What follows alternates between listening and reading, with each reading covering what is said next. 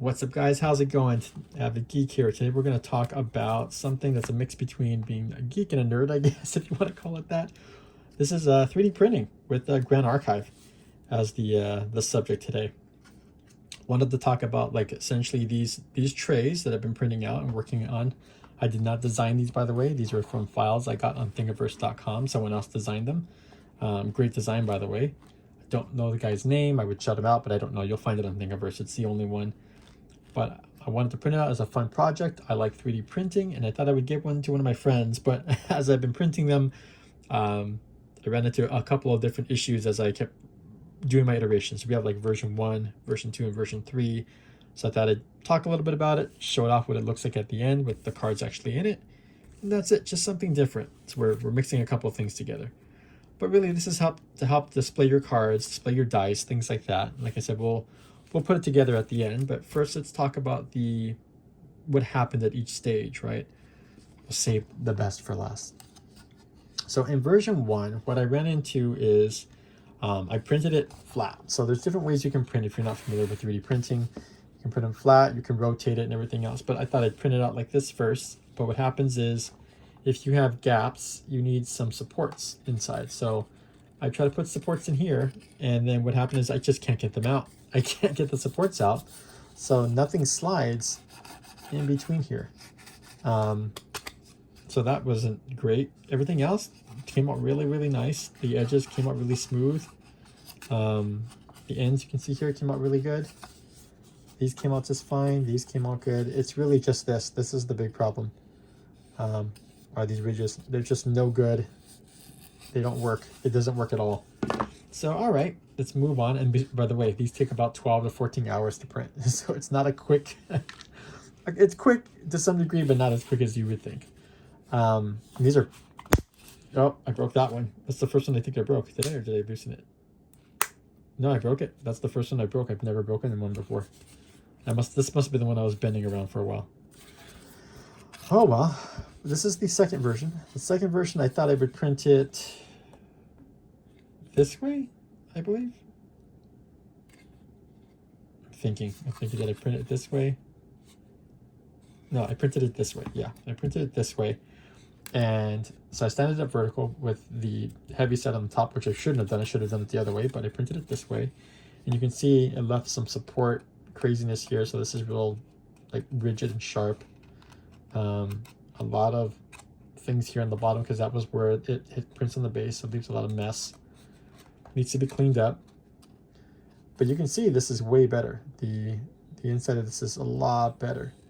The problem is, though, is I had to do some sanding on the inside of it. Actually, no, sorry. The problem is that it left just a huge mess here. That was one. And I believe there we go. Inside the ridge, if you can see that, there's a bunch of junk. I have to hold it like this. Inside here, there's a whole bunch of stuff that I couldn't get out. I can't get out again. So there's too much material inside. So it's unusable as well. And you can see now it's broken, but unusable. The last print that I did was this one, and this one was printed this way, so vertical this way with the heavy set on the bottom, a lot better. The supports only needed to go here and here to help hold this up, which makes sense because I actually see it ends here. So the support makes sense to hold onto this as it prints up vertically, and you wouldn't need any supports then in between here. So that turned out way better. There were some little notches that I had to go in here with some sandpaper and sand out. And I printed it in green because I figured, the spirit of wind makes sense to put in here, but you can see, because I had to sand it, it did some damage to the coloring of it.